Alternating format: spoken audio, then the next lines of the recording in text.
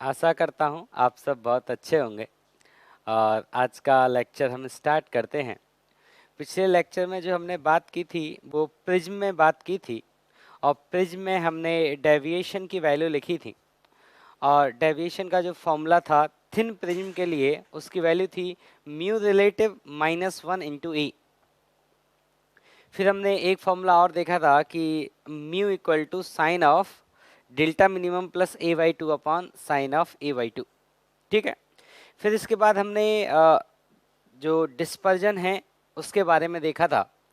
तो हम डिस्पर्जन किसको कहते थे कि जब कलर्स ब्रेक हो जाते थे एंगल्स में, मतलब जो कलर होते थे उनके बीच में जब कुछ एंगल बन जाता था तो उसको हम क्या बोलते थे, डिस्पर्जन। जैसे हमने एक एग्जांपल लिया था वाटर की सरफेस वाला, कि मान लीजिए यहाँ पे एक वाइट लाइट आकर इंसिडेंट होती है, और जब ये वाइट लाइट इस मीडियम में जाती है, जब ये वाइट लाइट इस मीडियम में जाती है तो ये अपने कलर्स में ब्रेक हो जाती है। तो ऐसे आपका वायलेट कलर का सबसे कम एंगल आया था, ये रेड कलर था, this was red and this is violet. और ये जो एंगल होता था इसको बोला था हमने एंगुलर एंगल ऑफ डिस्पर्जन। और इस एंगल ऑफ डिस्पर्जन की वैल्यू हमने कैसे निकाली थी, ये था आर फॉर रेड, ये था r for violet angle of refraction, और ये कौन था, angle of refraction for violet. तो अगर आप इस थीटा की वैल्यू लिखना चाहेंगे तो यहाँ पे इस थीटा का वैल्यू आएगा angle of refraction for red minus angle of refraction for violet. इसको बोलते थे हम एंगुलर डिस्पर्जन। फिर इसके बाद जो हमने बात की थी, इसके बाद पैरेलल स्लैब के लिए। और पैरेलल स्लैब में देखिए मैंने आपको क्या बोला था, पैरेलल स्लैब में मैंने आपको ये बोला था, हमने वाटर का एक स्लैब लिया था। पैरेलल स्लैब में मैंने ये बोला था कि मान लो कोई व्हाइट लाइट इधर से इंसिडेंट होती है, व्हाइट लाइट। अगर व्हाइट लाइट इधर से इंसिडेंट होती है तो आप जानते हैं व्हाइट लाइट जब अंदर चल के जाएगी तो ये एंगल्स में ब्रेक हो जाएगी इस तरह से। लेकिन जब ये रे फिर से बाहर निकलेगी, जब ये रे फिर से बाहर निकलेगी, तो ये रे बाहर जब निकलेगी तो इसके जो एंगल होंगे, जैसे मान लेते हैं यहाँ पे ये कौन होगा आपका रेड, ये कौन होगा आपका वायलेट। देखो वायलेट का एंगल सबसे कम होता है और रेड का एंगल रिफ्रैक्शन ज़्यादा होता है, तो ये वाली रे होगी हमारी वायलेट। अब यहाँ पे जब ये बाहर निकलेंगी तो ये जितना एंगल था यहाँ पे ये जितना एंगल था ये थीटा, उतना ही एंगल इनका होगा यहाँ से थीटा, उतना ही एंगल इनका होगा यहाँ से थीटा होगा। क्यों होगा थीटा? तो आपको मैंने याद है पैरेलल स्लैब जब पढ़ाया था तब हमने आपको बोला था कि अगर ये वाला मीडियम और ये वाला मीडियम अगर सेम है तो अगर यहाँ से कोई रे थीटा एंगल पर आती है तो इस मीडियम में भी वो रे थीटा एंगल पर चल के जाती है। अब मैं कह रहा हूं आप ये सोचिए इस मीडियम में आपको ऐसे पैच मिलेगा, ये एक रे के कारण ब्रेक हुआ है, ये है red colour and this is violet colour, this is a patch of colour. और ऐसे आपको बहुत सारे पैच मिलेंगे क्योंकि बहुत सारी रे होंगी। तो आप सोचिए ये कलर ऐसे एक दूसरे के ऊपर ओवरलैप होते जाएंगे, जैसे ये ऐसे है तो ये अगले वाला ऐसे आया ऐसे आया ऐसे आया ऐसे आया, और जब ओवरलैप होता जाएगा तो एक जगह सारे कलर मिल जाएंगे, तो वो क्या हो जाएगा, अगेन व्हाइट लाइट हो जाएगा। तो हम इसलिए ऐसा कहते हैं कि जो पैरेलल स्लैब है वो डिस्पर्जन शो नहीं करती। ठीक। लेकिन प्रिज्म में क्या हुआ था, जब ये रे बाहर निकली थी सबके एंगल बराबर नहीं थे, सबके एंगल बराबर नहीं थे। इसका मतलब जो रे हैं वो आपस में अगर ओवरलैप भी होंगी तो हमें डिफरेंट एंगल्स दिखेंगे। तो प्रिज्म में जब हमने बात की थी, प्रिज्म में हमने जब बात की थी तो प्रिज्म में जब रे यहाँ पर बाहर निकली थी तो देखिए ये मान लीजिए आपकी एक रे थी और एक दूसरा रे आपका ऐसे था। अगर ये दोनों रे आपस में पैरेलल हो जाती, अगर ये दोनों रे आपस में पैरेलल हो जाती, अब देखिए कौन कौन सा कलर था, तो देखो आप ऐसे देखिए डेविएशन का जो फॉर्मूला होता है वो होता है mu -1 into a thin prism के लिए। तो जिसका म्यू ज्यादा होगा उसका डेविएशन ज्यादा होगा, और म्यू ज्यादा किसका होगा, म्यू उसका ज्यादा होगा जिसका रिफ्रैक्टिव इंडेक्स कम होगा, सॉरी वेवलेंथ कम होगा। और वेवलेंथ किसका कम होता है, वायलेट का, मतलब ये वायलेट वाली रे है। तो आप ऐसे देखो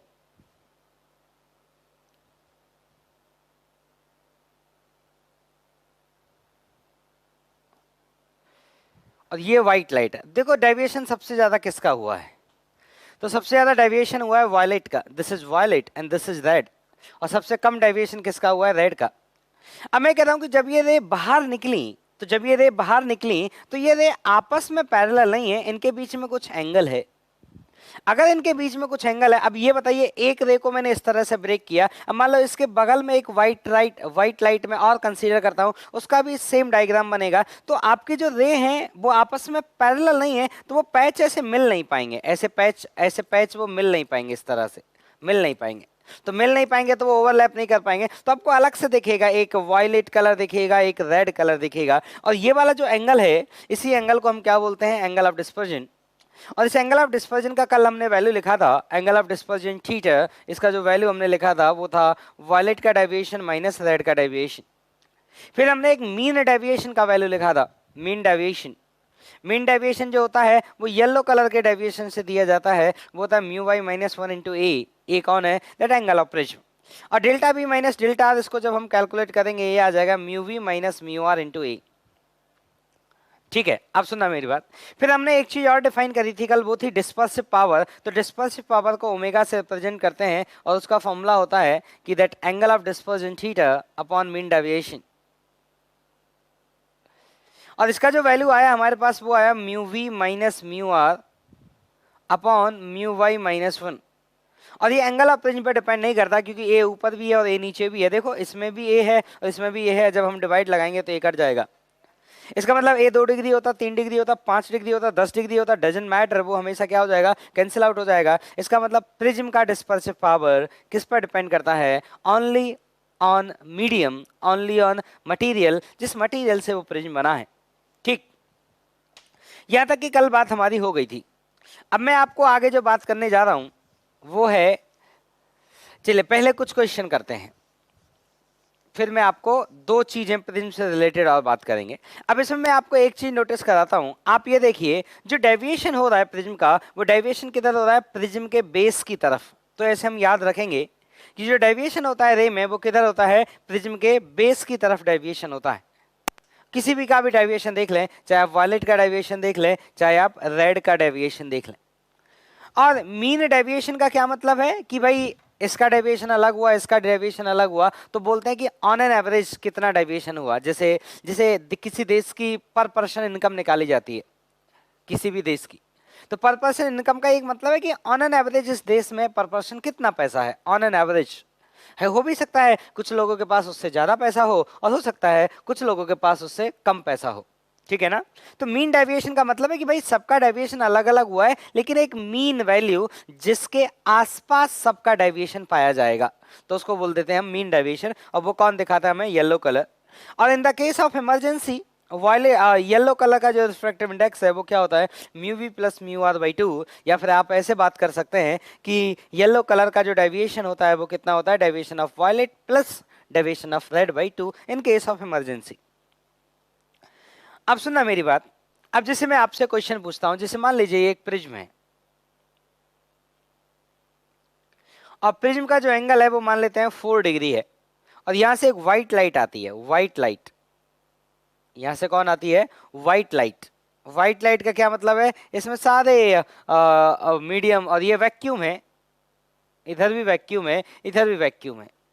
तो हमारे लिए वैक्यूम और एयर लगभग एक जैसा काम करते हैं, at least for the refractive index purpose. तो इसको अगर आप एयर भी मान लें, इसको भी एयर मान लें, तो भी टेंशन नहीं है, क्योंकि वैक्यूम और एयर के रिफ्रैक्टिव इंडेक्स में बहुत ज़्यादा फर्क नहीं है। अब क्वेश्चन ये है बेटा कि यहाँ से एक लाइट रे आती है, और ये लाइट रे अपने पार्ट्स में ब्रेक होगी, ये आपको समझ आता है। तो जब ये लाइट रे अपने पार्ट्स में ब्रेक होगी और फिर ये लाइट रे आगे चल के जाएगी,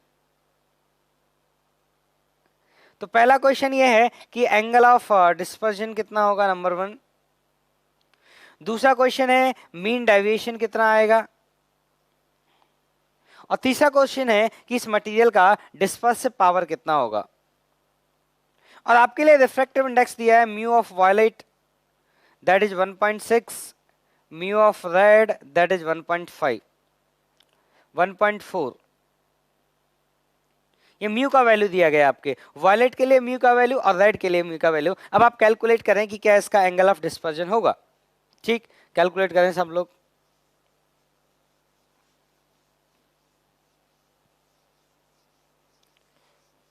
देखिए अब आपको मैं बताता हूं।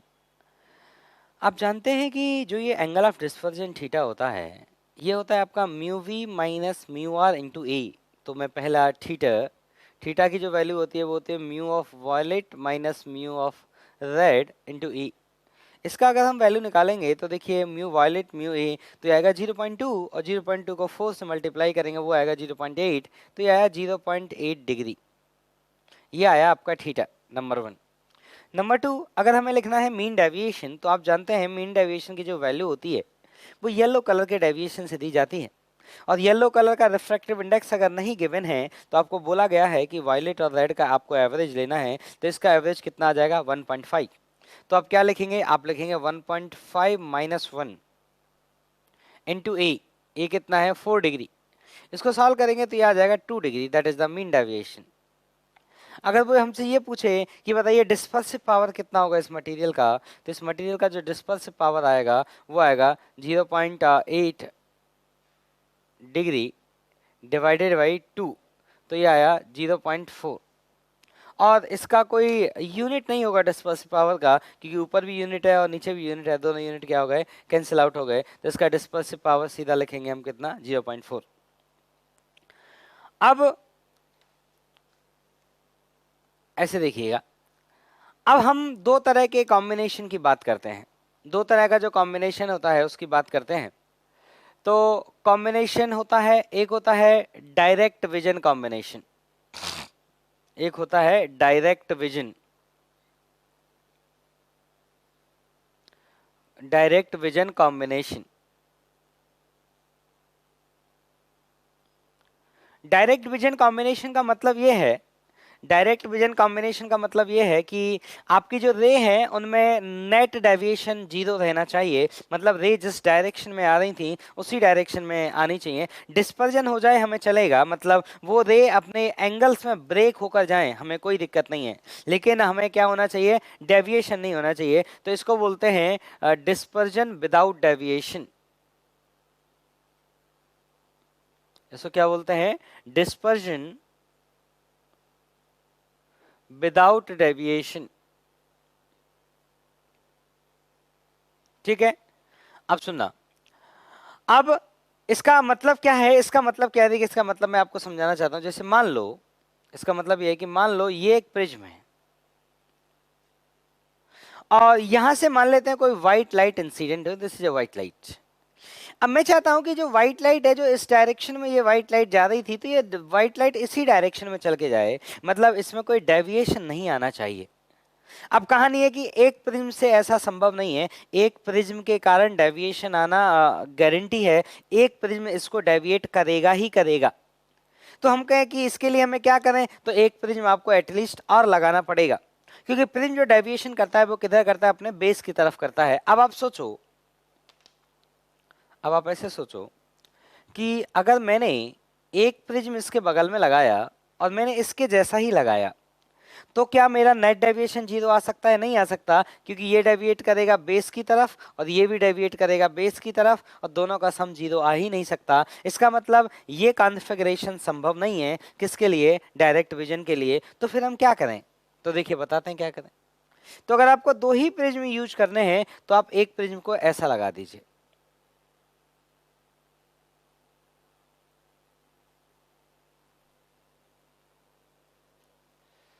एक प्रिज्म को ऐसे लगा दीजिए।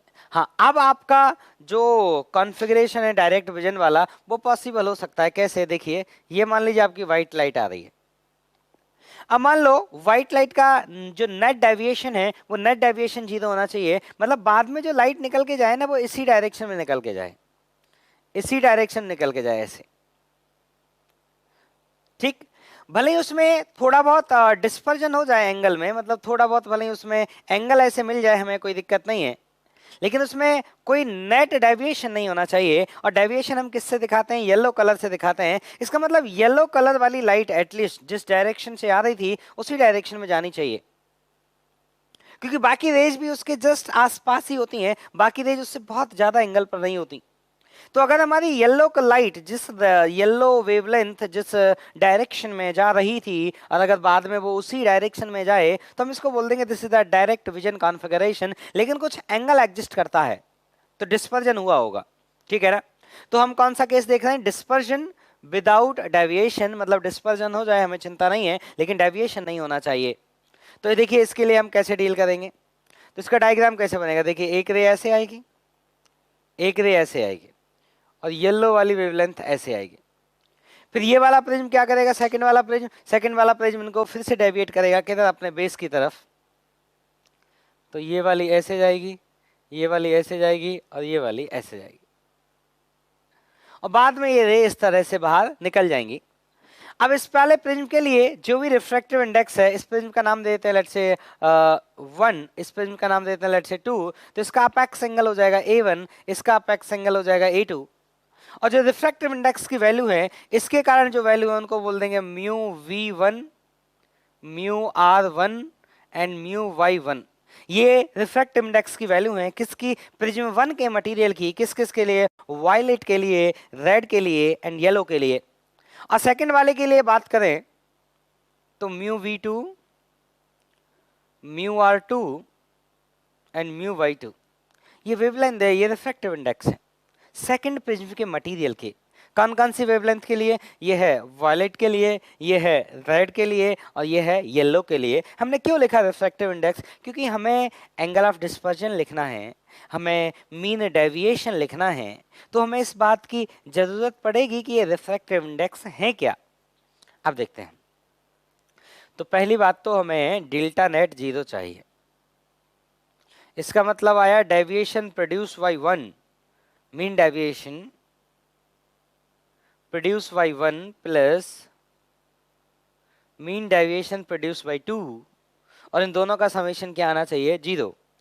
इन दोनों का समेशन 0 आना चाहिए। तो क्या 0 आने की संभावना है, बिल्कुल संभावना है, क्योंकि इसने इस डायरेक्शन में अपने बेस की तरफ क्लॉकवाइज डेविएशन किया और उसने एंटी क्लॉकवाइज डेविएशन किया, तो डेविएशन 0 आने की संभावना है।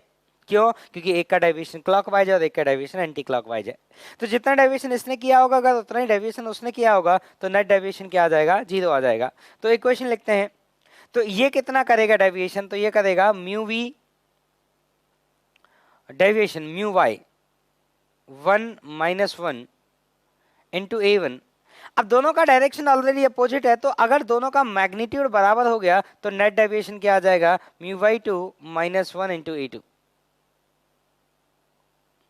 तो अगर आपको नेट डेविएशन 0 चाहिए तो आपकी ये कंडीशन सेटिस्फाई होनी चाहिए, और अगर ये कंडीशन सेटिस्फाई हो रही है तो नेट डेविएशन कितना हो जाएगा, 0 हो जाएगा। लेकिन इस वाले केस में नेट डिस्पर्जन 0 नहीं आएगा। नेट डिस्पर्जन क्यों नहीं 0 आएगा, क्योंकि इसने एक अलग एंगल प्रोड्यूस किया होगा, उसने एक अगल एंगल प्रोड्यूस किया होगा। देखिए वो आपको लिख के दिखाता हूं मैं, कि अब हमें निकालना है कि चलिए नेट डेविएशन तो आपने 0 कर दिया, तो रे जिस डायरेक्शन में जाना चाहती थी उसी डायरेक्शन में फाइनली रे जा रही हैं, लेकिन हमें लिखना है कि एंगल ऑफ डिस्पर्जन कितना होगा। तो देखिए एंगल ऑफ डिस्पर्जन क्या है, तो आप ये बताइए वायलेट और रेड के बीच का गैप है, वायलेट और रेड के बीच का जो एंगुलर गैप है उसी को हम क्या बोलते हैं, एंगल ऑफ डिस्पर्जन या फिर एंगुलर डिस्पर्जन। ठीक, तो उसी गैप को मैं कैलकुलेट करता हूं। तो देखो इसने डेविएट किया है, इसने डेविएट किया है, इसने डेविएट किया है, इसने डेविएट किया है, येलो को वायलेट को डेविएट किया है, रेड को डेविएट किया है। ठीक, तो नेट डेविएशन इन रेड कितना आया, तो delta R net, net deviation in red कितना आया, तो देखिए ये आया होगा। पहले प्रिज्म ने जो डेविएशन किया होगा, तो ऐसा करते हैं पहले प्रिज्म ने जो डेविएशन किया उसको पॉजिटिव मान लेते हैं, मतलब इस डायरेक्शन को हम पॉजिटिव मान लेते हैं और इस डायरेक्शन को हम नेगेटिव मान लेते हैं, मतलब क्लॉकवाइज को पॉजिटिव मान लेते हैं। तो पहले वाले प्रिज्म ने जो डेविएशन किया होगा वो किया होगा mu of R - 1 into A1 plus दूसरे वाले को माइनस लेंगे क्योंकि उसने दूसरे डायरेक्शन में किया है, ये लिखा है mu of R1 mu of R2 -1 into A2।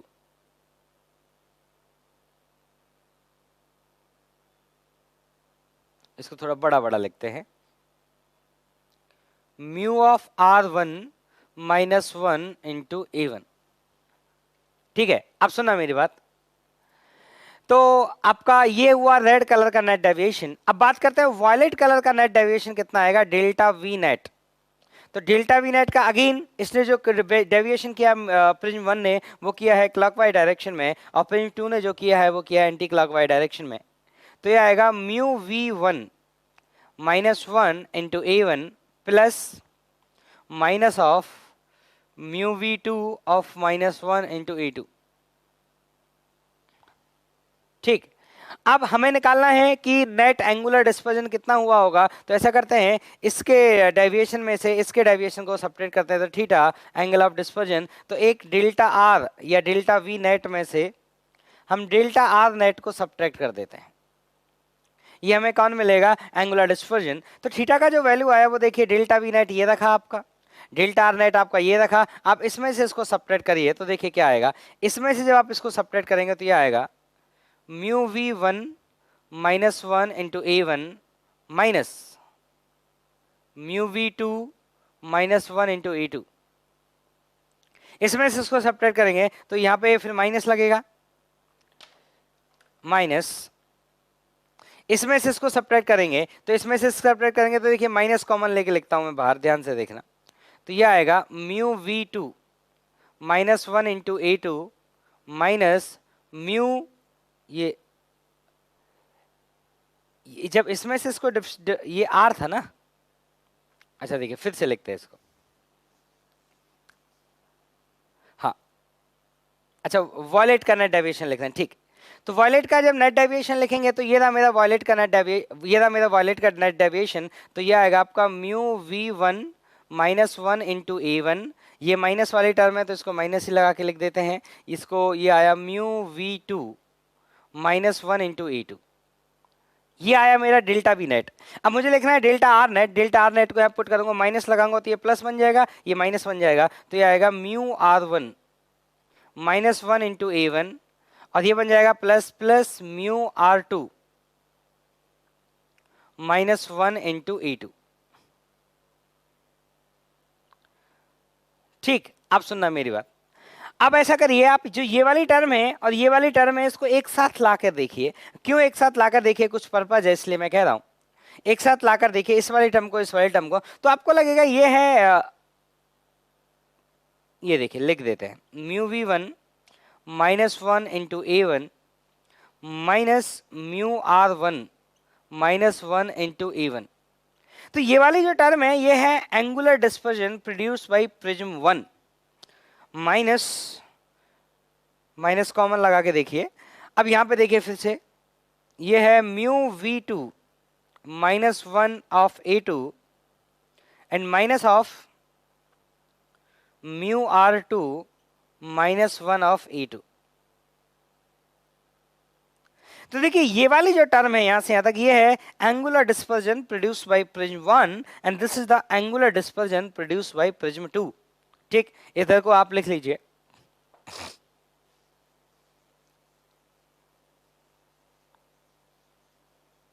तो आप ऐसे देखिए, तो आपका जो नेट एंगुलर डिस्पर्जन आया थीटा नेट, उसका जो वैल्यू आया आप उसको यहां से लिख सकते हैं कि that is angular dispersion produced by prism one minus angular dispersion produced by prism to.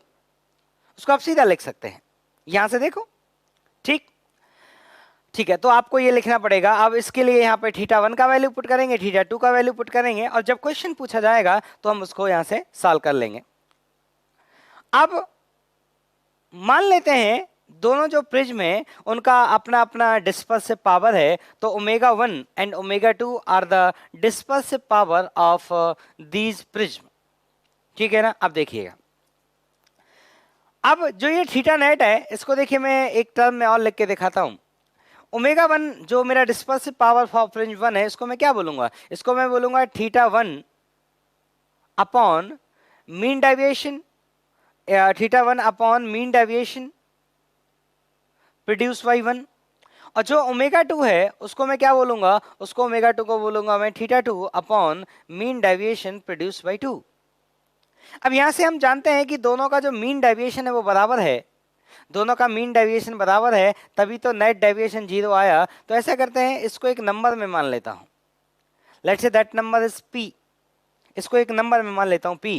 तो यहां से देखिए थीटा वन का जो वैल्यू आएगा वो क्या आएगा, ओमेगा वन इंटू पी, और थीटा टू का जो वैल्यू आएगा यहां से वो आएगा ओमेगा टू इंटू पी। और अगर इसको मैं यहाँ लाकर पुट करूं तो थीटा नेट का जो वैल्यू आएगा वो आएगा omega one into P minus omega two into P. और अगर आप p कॉमन निकालेंगे तो थीटा नेट का जो वैल्यू आ जाएगा आपके पास वो आ जाएगा p into mod of omega one minus omega two. अब यहाँ से आपको एक बात समझ आ रही होगी, आपको ये समझ में आ रही है कि मान लो ये दोनों प्रिज्म का मटेरियल सेम था, मान लो अगर था तो, नहीं था तो कोई बात नहीं, अगर था तो अगर दोनों प्रिज्म का मटेरियल सेम था तो दोनों की डिस्पर्सिव पावर सेम होगी, तो आपका थीटा नेट भी क्या आ जाएगा, 0। इसका मतलब जब आप डायरेक्ट विजन वाले कॉन्फ़िगरेशन में चेक करेंगे तब आपको जो रे बाहर निकलेंगी उनमें कोई एंगल नहीं बनते हुए दिखेगा, वो रेज भी सब आपस में कैसे निकलेंगी, पैरेलल निकलेंगी, एंगुलर डिस्पर्जन क्या आ जाएगा, 0। देखिए अगर ओमेगा 1 ओमेगा 2 बराबर है तो इसी सिचुएशन में थीटा नेट भी आपको क्या मिल जाएगा, 0। ठीक है ना। तो if they have same material, if they have same material,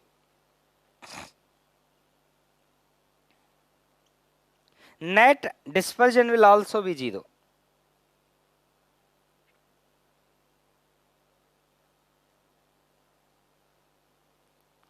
will also be 0।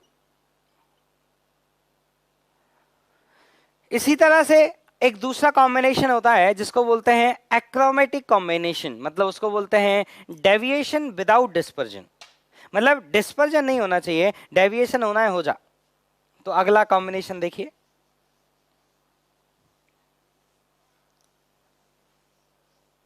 तो अब आपको ये समझ आ गया यहां से कि जो आपको थीटा नेट लिखना है वो किस तरह से लिखना है, theta minus theta 1 minus theta 2, angle of dispersion produce by 1 minus angle of dispersion produce by 2। अब जो हमारा सेकंड केस है, ये था हमारा केस नंबर 1। अब जो हमारा सेकंड केस है उसको बोलते हैं achromatic combination. Achromatic achromatic combination, इसको बोलते हैं डेविएशन विदाउट डिस्पर्जन। इसको बोलते हैं डेविएशन विदाउट डिस्पर्जन। अब सुनना ध्यान से, तो इसमें क्या करना है कि भाई डेविएशन होना है हो जा, लेकिन डिस्पर्जन नहीं होना चाहिए। नेट डिस्पर्जन क्या आना चाहिए, 0 आना चाहिए, मतलब थीटा नेट की वैल्यू 0 आनी चाहिए। इसका मतलब थीटा 1 और थीटा 2 जो दोनों हैं वो दोनों क्या होने चाहिए, बराबर होने चाहिए। और डायग्राम वैसा ही होना चाहिए जैसे पिछले बार हमने बनाया था, मतलब एक प्रिज्म ऐसे होना चाहिए और एक प्रिज्म ऐसे होना चाहिए।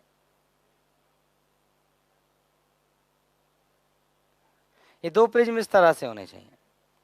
अब यहां से रे आ रही है चल के, तो वो कह रहे हैं कि डेविएशन होना है हो जा, हमें डेविएशन की चिंता नहीं है, बस हमें डिस्पर्जन नहीं चाहिए। मतलब जब फाइनली रे निकल के जाए तो वायलेट, रेड, ग्रीन सभी कलर आपस में पैरेलल होने चाहिए, वो आपस में अलग अलग एंगल्स पे नहीं होने चाहिए। मतलब क्या कहना चाहते हैं, तो देखिए वो ये कहना चाहते हैं कि ऐसे रे निकलनी चाहिए अंत में। अब देखिए, अब ऐसा नहीं है कि इसमें डेविएशन 0 है, डेविएशन 0 नहीं है, this is the delta net, this is the net deviation, लेकिन कोई भी एंगल नहीं है बाद में। नेट एंगुलर डिस्पर्जन कितना है, 0। ठीक, नेट एंगुलर डिस्पर्जन कितना है आपका, 0।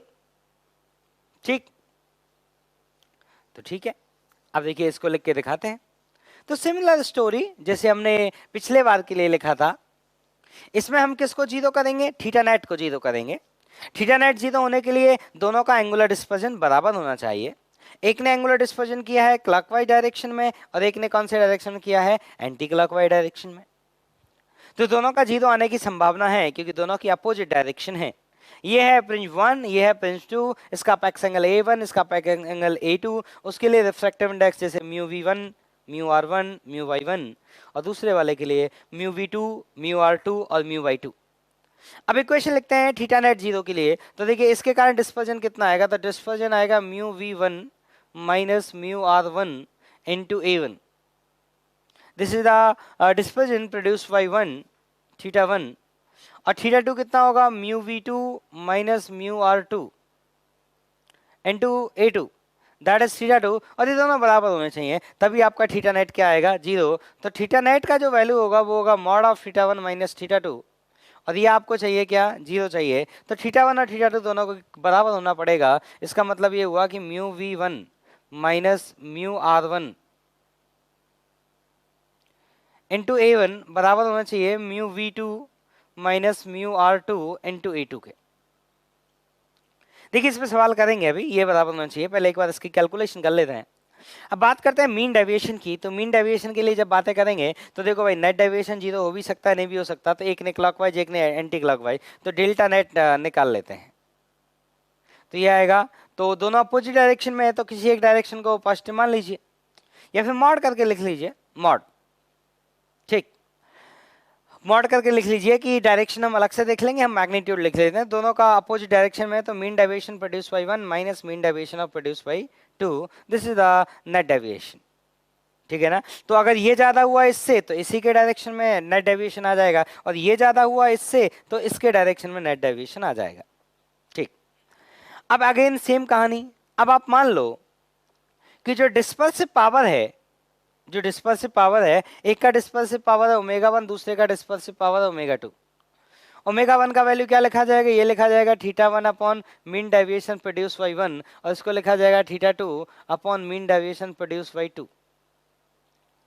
अगर मान लेते हैं दोनों का जो एंगल ऑफ डिस्पर्जन है, दोनों का इंडिविजुअल, ये दोनों आपस में बराबर है, इसको एंगल मान लेता हूं मैं क्यू, या इसको एक वैल्यू में मान लेता हूं, let's say that is Q, एक नंबर इस्तेमाल करते हैं क्यू।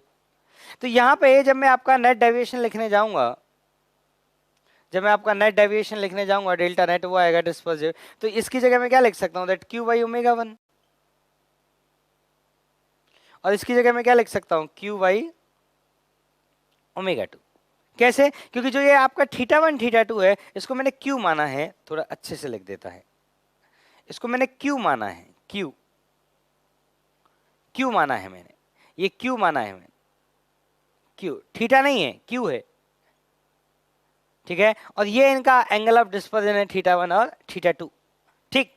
अब यहां से फिर आपको वही बात समझ आ रही है कि अगर ये दोनों सेम मटेरियल के रहे होते तो आपका जो विदाउट डिस्पर्जन वाला केस था उसमें आपको नेट डेविएशन भी 0 मिलता। इसका मतलब जो आपका एक्रोमेटिक वाला केस था उसमें आपको डायरेक्ट विजन वाला सिचुएशन भी मिलता। तो यहां पे मैं लिख देता हूं कि इफ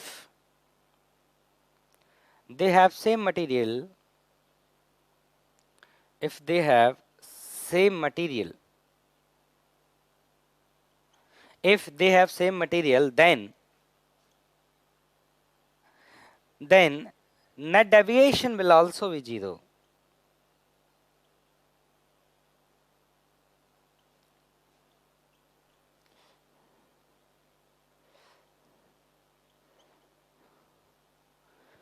तो उसमें नेट डेविएशन भी क्या आएगा, 0 आएगा। अब देखिए मैं आपको क्वेश्चन करके बताता हूं कि कैसे इससे रिलेटेड क्वेश्चन करेंगे। तो आप लिख लें एक बार इसको,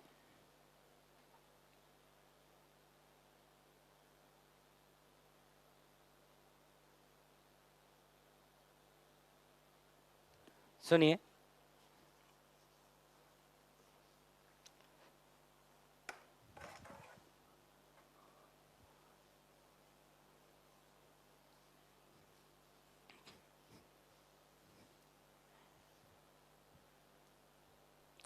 तो सुनिएगा, तो क्वेश्चन ये है बेटा कि मान लीजिए एक ये प्रिज्म है और एक ये दूसरा प्रिज्म है। इसके लिए इस प्रिज्म 1 के लिए म्यू वी इसके लिए है 1.6 और म्यू आर जो है वो है 1.4। इसके लिए जो म्यू वी का वैल्यू है वो है 1.3 और म्यू आर का जो वैल्यू है वो लेट से वो है 1.1। इसको थोड़ा सा ज़्यादा ले लेते हैं, 1.4 ले लेते हैं, ठीक। वॉलेट के लिए ज़्यादा होगा क्योंकि लैम्डा कम होता है। और उन्होंने बोला कि मान लो ये वाला जो हमारा प्रिज्म है, इस वाले प्रिज्म का एंगल मान लेते हैं 2 डिग्री है। तो आपसे पूछा गया है, बताइए कि इस वाले प्रिज्म का जो ये एंगल है ए, इस ए का वैल्यू क्या होगा। ए का वैल्यू होगा, चलो बहुत बढ़िया है, क्या होगा। अब बात करते हैं कि कौन सी कंडीशन के लिए, तो ए का वैल्यू क्या होगा। तो आपसे पूछा गया है, पहला क्वेश्चन है for achromatic combination, for achromatic combination, for achromatic combination इस ए का वैल्यू क्या होगा, ये हमसे पूछा गया है। तो आप जानते हैं कि जब एक्रोमेटिक कॉम्बिनेशन होता है तो उसमें नेट एंगल ऑफ डिस्पर्जन 0 आता है। तो इसने जो एंगल ऑफ डिस्पर्जन प्रोड्यूस किया और इसने जो एंगल ऑफ डिस्पर्जन प्रोड्यूस किया, दोनों एंगल ऑफ डिस्पर्जन का समेशन 0 आना चाहिए, और 0 आने की संभावना है। क्यों? क्योंकि इसने जो प्रोड्यूस किया है वो क्लॉकवाइज प्रोड्यूस किया है और इसने जो प्रोड्यूस किया है वो एंटी क्लॉकवाइज प्रोड्यूस किया है। तो नेट एंगल ऑफ डिस्पर्जन 0 आने की संभावना है, उसमें दिक्कत नहीं है। तो इसके लिए एंगल ऑफ डिस्पर्जन लिखा जाए तो mu V minus mu R, मतलब 1.6 minus 1.4 into a that is 2 that equal to, इसके लिए लिखा जाए mu V minus mu R, ये आएगा आपका 1.4 माइनस 1.1 इंटू इसका एंगल मान लेते हैं a। तो a का जो वैल्यू आया वो आया 0.2 इंटू 2 डिवाइडेड बाई 0.3, वो आया 4/3 डिग्री। अब देखिए इसी कॉम्बिनेशन में, इसी क्वेश्चन में मैं आपसे ये पूछ लेता कि बताइए मुझको इस मटेरियल के लिए, इसके लिए, इस कॉम्बिनेशन के लिए, इस कॉम्बिनेशन के लिए ए का वैल्यू बताना है, मतलब इस ए की वैल्यू कैलकुलेट करनी है, लेकिन मुझे एक्रोमेटिक कॉम्बिनेशन नहीं चाहिए, मुझे चाहिए डायरेक्ट विजन, मतलब calculate the value of A for the direct vision configuration. तो मैं यहां लिख देता हूं फॉर डायरेक्ट विजन। तो डायरेक्ट विजन में ए का वैल्यू क्या होगा ये हमें बताना है, तो देखिए सॉल्व करके बताते हैं। तो ये आएगा आपका, तो अब देखिए डायरेक्ट विजन है, इसका मतलब नेट डेविएशन क्या होना चाहिए? 0 होना चाहिए। तो जितना डेविएशन ये प्रोड्यूस करेगा उतना ही डेविएशन ये प्रोड्यूस करना चाहिए। तो इसका मीन डेविएशन और इसका मीन डेविएशन दोनों अपोजिट डायरेक्शन में है, तो दोनों का वैल्यू बराबर हुआ, तो नेट डेविएशन क्या हो जाएगा? 0। और वो केस कौन सा हो जाएगा? Direct vision. तो इसका जब हम डेविएशन लिखेंगे तो क्या लिखेंगे? हम लिखेंगे 1.6 plus 1.4/2, this is the mu Y minus 1 into A, ये कितना है? 2 डिग्री, दैट इक्वल टू, इसके लिए लिखेंगे तो क्या लिखेंगे? 1.4 प्लस 1.1/2 माइनस 1 इंटू उसका एंगल ए। अब इसको सॉल्व करते हैं तो ये इधर कितना आया? ये उधर आया 3, तो 3 माइनस 2/2 इंटू 2 इक्वल टू, ये इधर कितना है? देखिए ये आया आपका 2.5, तो 2.5 माइनस 2/2 इंटू ए। अब सॉल्व करिए, 2 से 2 चला गया, ये वाले 2 से ये वाला 2 चला गया, यहाँ बचेगा 1, ये आएगा 2, और यहाँ क्या बचेगा? 0.5 इंटू ए। तो यहाँ से जो ए का वैल्यू आया वो आ गया 4 डिग्री, कि उस ए का वैल्यू है वो कितना होना चाहिए? 4 डिग्री होना चाहिए। तो अगर ए 4 डिग्री हुआ तो आपका जो नेट डेविएशन आएगा वो 0 आएगा। अब वो आपसे ये भी कुछ पूछ सकता है कि बताइए इस वाले केस में, इस वाले केस में नेट डेविएशन तो 0 था, पर बताइए इसमें एंगल ऑफ डिस्पर्जन क्या होगा? इसमें वो थीटा नेट आपसे पूछ सकता है। ठीक है, इसमें नेट डेविएशन 0 था, तो इसमें इसमें थीटा नेट 0 था, एंगल ऑफ डिस्पर्जन 0 था, तो इसमें आपसे नेट डेविएशन पूछ सकता है। तो मैं आपको इसमें कैलकुलेट करके दिखा देता हूं। डायरेक्ट विजन वाला कॉन्फ़िगरेशन है, इसका मतलब मीन डेविएशन तो 0 है, तो आपको निकालना है नेट एंगुलर डिस्पर्जन। तो पहले बात करिए प्रिज्म 1 ने कितना एंगुलर डिस्पर्जन प्रोड्यूस किया, तो थीटा 1 निकाल लेते हैं पहले। थीटा 1 का जो वैल्यू आएगा वो आएगा 1.6 माइनस 1.4 इंटू ए का वैल्यू कितना है? 2 डिग्री। तो ये वैल्यू कितना आया? ये आया यहाँ पे 0.2, और ये आया 4, ये आया 0.4 degree, and this clockwise direction. ठीक, अगर हम प्रिज्म 2 के लिए बात करें, थीटा 2, उसका वैल्यू कितना आएगा? तो उसका वैल्यू आएगा 1.4 माइनस 1.1 इंटू ए। तो ए हमने कैलकुलेट किया ना, जब आपको डायरेक्ट विजन का केस चाहिए तो ए की वैल्यू क्या होगी? 4 डिग्री। तो यहाँ पे ए को मैंने पुट कर दिया 4 डिग्री। तो ये कितना आया? ये आएगा 0.3 इंटू 4, 0.3 इंटू 4 हो जाएगा आपका 1.2। तो इसका जो नेट एंगुलर डिस्पर्जन आया वो आया 1 डिग्री, लेकिन वो इस डायरेक्शन में आया। ठीक है, कौन सा डायरेक्शन है? Anti clockwise direction. और ये कौन सा डायरेक्शन है? क्लॉकवाइज डायरेक्शन है। तो हम बात करें कि थीटा नेट कितना आएगा, हम बात करें कि जो हमारा थीटा नेट होगा वो थीटा नेट कितना आएगा, तो थीटा नेट का जो वैल्यू आ जाएगा वो आ जाएगा 0.8 डिग्री, 0.8 डिग्री, क्योंकि दिस में से दिस को हम क्या करेंगे? सबट्रैक्ट करेंगे। तो देखिए हमारा डायरेक्ट विजन वाला केस था, उसमें थीटा नेट 0 नहीं आया, तो कोई जरूरी नहीं है थीटा नेट 0 आए। क्यों नहीं आया थीटा नेट 0? क्योंकि दोनों का मटेरियल सेम नहीं था, अगर दोनों सेम मटेरियल के रहे होते तो जरूर आता। ठीक, आप इसको नोट करें। अब देखिए अगला क्वेश्चन,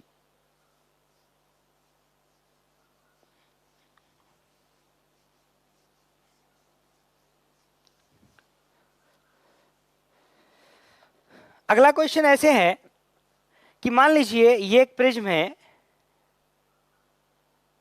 और एक दूसरा प्रिज्म है, ये दो प्रिज्म हमने ऐसे रख दिए, दोनों मान लीजिए सेम मटेरियल के हैं लेकिन दोनों का एंगल अलग अलग है, तो इसके लिए और इसके लिए म्यू वी और म्यू आर दोनों के लिए बराबर है, दैट म्यू वी इज 1.6 क्योंकि दोनों का मटेरियल सेम है, एंड म्यू आर इज 1.4। एक का एंगल मान लेते हैं लेट्स से 2 डिग्री है और एक का एंगल मान लेट्स से 1 डिग्री है। तब मैंने क्या किया, इनके बीच में एक तीसरा प्रिज्म और फंसा दिया, ये थर्ड प्रिज्म है और इसका जो एंगल है वो है ए, इसका एंगल है ए, और इसके लिए म्यू वी और म्यू आर दिया है, इसके लिए म्यू वी का वैल्यू है 1.7 और इसके लिए म्यू आर का वैल्यू है वो है 1.4। और आपसे पूछा गया है बताइए इस ए का वैल्यू क्या होना चाहिए, कि इसमें जो ए का वैल्यू क्या होना चाहिए, find A.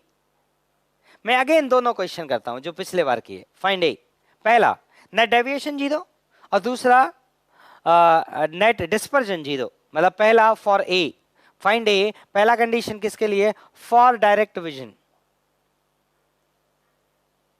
For direct vision. तो अगर आपको डायरेक्ट विजन चाहिए मतलब आपको नेट डेविएशन 0 चाहिए। अब ये दोनों तो डेविएशन एक जैसा प्रोड्यूस करेंगे और ये डेविएशन इनके अपोजिट प्रोड्यूस करेगा, तो इन दोनों का मिलाकर डेविएशन अगर इस अकेले के बराबर हो गया तो नेट डेविएशन रे में कितना आ जाएगा, 0। इसका मतलब जो रे ऐसे आ रही होगी वो अंत में रे ऐसे ही गई होगी, थोड़ा बहुत डिस्पर्जन आया होगा, ठीक है, इस तरह से थोड़ा बहुत डिस्पर्जन आया होगा लेकिन वो गई होगी उसी डायरेक्शन में, ठीक है।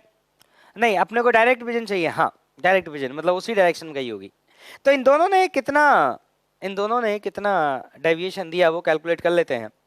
तो देखिए म्यू वाई का वैल्यू आएगा, इसके लिए वो आएगा 1.5, तो इसके लिए म्यू वाई का वैल्यू आएगा 1.5, तो ये आया 1.6 प्लस 1.4 y2 माइनस 1 इंटू ए 2 डिग्री प्लस दूसरे वाले का 1.6 plus 1.4 y2 minus 1 into 1 degree. ये इन दोनों का मिलाकर नेट मीन डेविएशन हुआ। अब ये अकेले वाले का मीन डेविएशन इन दोनों के मीन डेविएशन के बराबर होना चाहिए और इन दोनों के अपोजिट होगा, वो हमें डायग्राम से दिख रहा है, ये ऐसे बेस की तरफ, ये अपने बेस की तरफ, ये अपने बेस की तरफ। तो ये कितना प्रोड्यूस करेगा, वो प्रोड्यूस करेगा 1.7 प्लस 1.4 y2 माइनस 1 इंटू वहाँ का एंगल ए। और ये दोनों वैल्यूज आपस में क्या हो जानी चाहिए, बराबर हो जानी चाहिए। सॉल्व करते हैं, यह आया 1.5 माइनस 1 करेंगे 0.5, 0.52 करेंगे वो आएगा 1 प्लस 1.5, यहाँ से 1.5 माइनस 1 करेंगे 0.5 और इंटू 1 करेंगे वो आएगा 0.5 इक्वल टू, यहाँ पर वैल्यू कितना आएगा, तो देखिए ये आएगा आपका 3.1 माइनस 2y2 इंटू ए। अब सॉल्व करते हैं, यह आया 1.5 और 2 इधर आके मल्टीप्लाई हो जाएगा, वो आ जाएगा 3 अपॉन 1.1 दैट इक्वल टू ए। तो ए का जो वैल्यू आया वो आया 30/11 डिग्री। तो इतना आपका क्या होना चाहिए, एंगल ऑफ प्रिज्म इस वाले के लिए होना चाहिए, तो आपको क्या मिलेगा, डायरेक्ट विजन। अब आपको अगर एक्रोमेटिक कॉम्बिनेशन चाहिए, मतलब अगर आपको नेट डिस्पर्जन 0 चाहिए, तो वो आप खुद से सॉल्व करें। नेट डिस्पर्जन 0 के लिए आपको क्या करना पड़ेगा, तो वो सुने, इसका मतलब ये होगा कि इसने और इसने जो डिस्पर्जन प्रोड्यूस किया वो सेम डायरेक्शन में प्रोड्यूस किया, तो इन दोनों के डिस्पर्जन को ऐड कर दीजिए। अब इसने जो डिस्पर्जन प्रोड्यूस किया वो इन दोनों के अपोजिट डायरेक्शन प्रोड्यूस किया, तो इसका डिस्पर्जन, अकेले इसका डिस्पर्जन, वो इन दोनों के मिलाकर जो डिस्पर्जन आया उसको काउंटर करेगा, और आपको नेट डिस्पर्जन 0 चाहिए, मतलब इस अकेले के डिस्पर्जन का वैल्यू इन दोनों का टोटल डिस्पर्जन के बराबर हो जानी चाहिए, तो नेट डिस्पर्जन आपका क्या आ जाएगा, 0 आ जाएगा। ठीक, अब सुनना, तो वो क्वेश्चन आप खुद से करें। ठीक, अब मैं आपको एक क्वेश्चन और करा देता हूं। एक क्वेश्चन देखिए ऐसा है, एक क्वेश्चन आपको कराता हूं मैं, क्वेश्चन आपको समझाता हूं क्वेश्चन कैसे है। तो देखो, होता ऐसे है कि जैसे मान लो ये आपका एक, ये मान लीजिए आपका एक ग्लास मान लीजिए, और इस ग्लास में आप इस तरह से मान लीजिए कि ये ग्लास मान लीजिए, और ग्लास में यहां पे ऐसे एक ट्यूब लगी है, ऐसे एक ट्यूब लगी है, और एक आंख है जो इधर से देख सकती है, एक जो आंख है वो इधर से देख सकती है, और एक आंख है जो इधर से देख सकती है। मान लेते हैं यहां एक रॉड लगी है, यहाँ मान लेते हैं एक रॉड लगी है और रॉड का हाइट है h। यहाँ मान लेते हैं एक रॉड है, उस रॉड का हाइट h है और ये आंख जो देखेगी वो इसी डायरेक्शन में से देखेगी, यहां से आंख देखेगी। इसका मतलब है कि जो भी आंख को दिखना है वो वाली रेज इसी डायरेक्शन में जानी चाहिए, तभी वो रे आंख में पहुंच पाएंगी, अदरवाइज वो रे आंख में नहीं पहुंच पाएंगे और आंख उसको देख नहीं पाएगी। अब सोचो, मैंने मान लो इसमें यहां तक पानी भर दिया, मान लो मैंने यहाँ पे इसमें क्या कर दिया, पानी भर दिया, तो मुझे बताइए इस डायरेक्शन में यहां से निकलने वाली रे जो इस डायरेक्शन में पहुंच पा रही थी और सीधे उस आंख में जा रही थी, ये तो गारंटी है पानी भरने के बाद ये वाली रे उस आंख में नहीं जाएगी, ये तो गारंटी है। क्यों नहीं जाएगी? अरे ये वाली रे जब यहां से यहां तक जाएगी तो ये रे करेगी यहां पर रिफ्रैक्शन, और ये रे जब यहां पर रिफ्रैक्शन करेगी आपकी, तो रे रिफ्रैक्शन करेगी तो अवे फ्रॉम द नॉर्मल जाएगी, तो ये रे इस तरह से जाएगी, तो वहां वो रे जा ही नहीं पाएगी। ठीक, तो उस डायरेक्शन में फिर कौन सा रे जाएगा? तो सवाल में लिखाया गया है कि जब इसमें हमने कुछ हाइट स्मॉल h तक पानी भर दिया, जब तक हमने इस सवाल में जब इस कुछ h हाइट तक हमने पानी भर दिया, तो अब जो हमें ये वाला बॉटम हिस्सा रॉड का दिखने लगा, तो क्वेश्चन की लैंग्वेज आपको ऐसे मिलेगी कि जब पानी नहीं भरे थे तो हमें पॉइंट ए दिख रहा था रॉड का, और जब हमने पानी भर दिया तो रॉड का हमें पॉइंट बी दिख रहा था। ठीक, इसका मतलब क्या हुआ? इसका मतलब हुआ कि इस बार इस डायरेक्शन में जो रे जा रही है, तो यहां से निकलने वाली जो रे है, ये वाली रे, ये आफ्टर रिफ्रैक्शन इस डायरेक्शन में निकल के जा रही है इस तरह से। और सवाल में दिया गया है कि जो ये वाली डिस्टेंस है यहां से यहां तक, ये है h/2 और ये यहां से यहां तक h है। तो आपको निकालना होता है कि इस मीडियम का जो रिफ्रैक्टिव इंडेक्स है म्यू, वो म्यू कितना होगा। तो देखिए कैसे कैलकुलेशन करते हैं। तो आपको ये समझ में आया कि यहां से निकलने वाली रे जो इस डायरेक्शन में गई है वो इस बार आंख के पास गई है, मतलब इस डायरेक्शन में गई है, तो ये है एंगल ऑफ रिफ्रैक्शन और ये है एंगल ऑफ इंसिडेंस। ठीक है, अब देखो कैसे सॉल्व करेंगे। ये यहां से यहां तक, ये एंगल अगर आपका आर है तो ये एंगल भी आपका क्या होगा, आर होगा। तो tan r का वैल्यू क्या लिखा जाएगा? tan r का वैल्यू क्या आएगा? तो देखिए tan r का जो वैल्यू आएगा वो आएगा दिस अपॉन दिस, तो वो आएगा h/2 अपॉन ये वाला डिस्टेंस आएगा small h minus capital H। तो अगर आपको स्मॉल h कैपिटल H सब गिवन है तो यहां से आपको कौन कैलकुलेट हो जाएगा? r कैलकुलेट हो जाएगा। अब कैलकुलेट करते हैं i का वैल्यू। तो ये हाइट कितना है? स्मॉल h, और ये हाइट कितना है आपका? h/2। तो अगर tan i का वैल्यू लिखा जाए तो tan i का जो वैल्यू आएगा वो आएगा h/2 अपॉन स्मॉल h। और अगर आपको रिफ्रैक्टिव इंडेक्स निकालना है तो देखो यहां से मिलेगा आपको r और यहां से मिलेगा आपको i, और अगर आपको रिफ्रैक्टिव इंडेक्स निकालना है तो यहां से यहां तक स्नेल्स लॉ लगाना पड़ेगा। यहां कुछ नहीं बोला गया तो एयर मानेंगे, तो हम लिखेंगे म्यू साइन i बराबर होगा आपके 1 साइन r के। यहां से आप r का वैल्यू निकालिए, यहां से आप i का वैल्यू निकालिए और दोनों इसमें क्या करिए, पुट कर दीजिए, तो आपको कौन मिल जाएगा? म्यू का वैल्यू मिल जाएगा।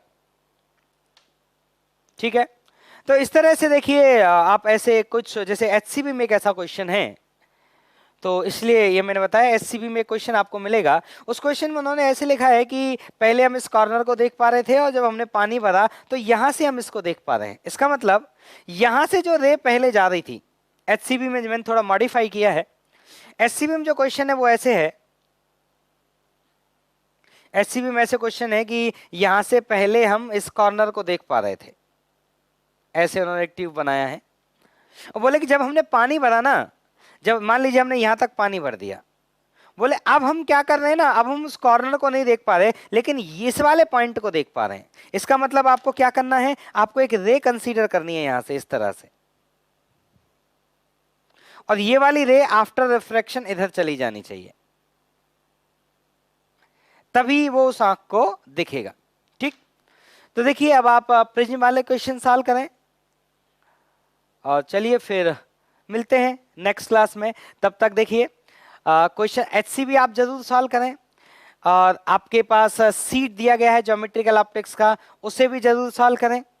और ध्यान रखें अपना, घर पे रहें, बाहर ज़्यादा ना घूमें, क्योंकि बहुत केसेस बढ़ने लगे हैं, तो जिंदगी रहेगी तो बहुत कुछ कर लिया जाएगा। ठीक है, और देखिए टेंशन बिल्कुल ना लें।